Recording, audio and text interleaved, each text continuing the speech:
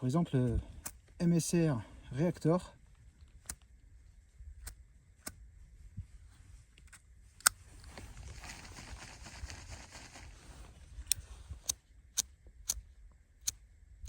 Il veut pas s'allumer ce con.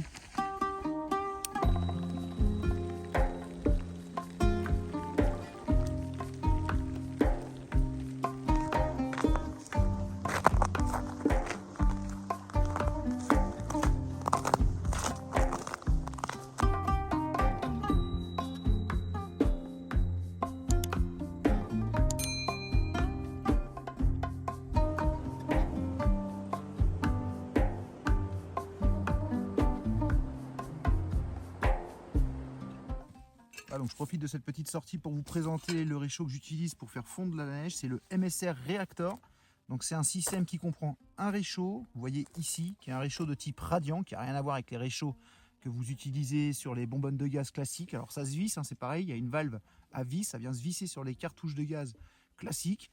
Par contre, c'est un système qui est complètement insensible au vent parce qu'il vient s'encastrer directement sur une popote qui est conçue pour se poser dessus. On ne peut pas poser autre chose que la popote qui est vendue avec. C'est vraiment un système global. Vous voyez que la popote, une fois qu'elle est encastrée dessus, en fait, elle vient épouser parfaitement le haut du réchaud. Cette popote qui est en aluminium anodisé et à ailettes.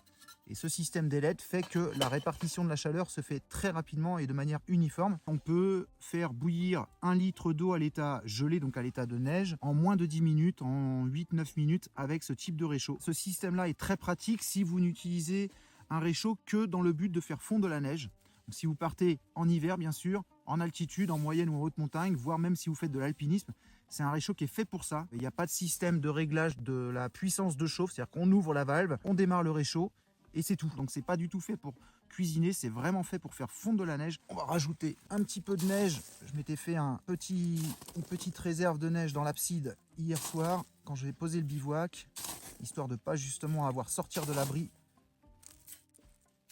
pour aller chercher de la neige. Donc ça c'est très pratique. On le démarre avec la valve ici. On a un petit repère sur un des côtés du réchaud, il y a le logo MSR. C'est à ce niveau-là qu'il faut mettre la flamme du briquet, pas ailleurs. Au départ, ça va faire une flamme bleue. Et quand le réchaud devient chaud, toute la partie que vous voyez ici, la grille, devient rouge. Et à ce moment-là, on peut poser la popote dessus. Maintenant, je vais pouvoir poser la popote sur le réchaud. Alors en plus, ce système fait que c'est très stable, parce que la popote vient s'encastrer. Donc il n'y a pas de danger que ça glisse. Vous voyez là, j'ai déjà l'eau qui est en train de frémir, c'est très rapide. Alors là, j'ai pas mis 1 litre, hein. Mais pour vous donner une idée de la vitesse et de l'efficacité, donc il est très efficace. Il fait bouillir de l'eau très rapidement, mais en même temps, il est économique. C'est-à-dire qu'il ne va pas pomper tant de gaz que ça. Vous voyez là, c'est déjà en train de bouillir.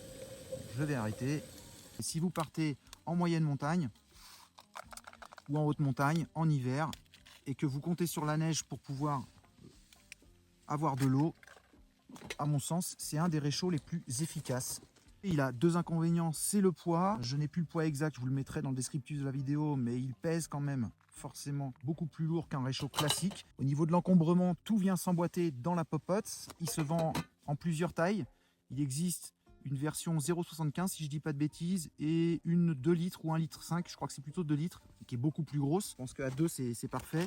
Tout seul c'est peut-être un petit peu beaucoup de litres, surtout que ça prend beaucoup de place dans le sac à dos. 1 litre, je trouve que c'est vraiment le contenant idéal pour un usage solo, pour un bivouac solo. Moi, ça me permet de pouvoir remplir un thermos pour avoir une boisson chaude à disposition dans la journée et le soir également, quand je vais arriver au bivouac, sans avoir besoin de faire chauffer de l'eau. Donc ça, c'est indispensable, le thermos.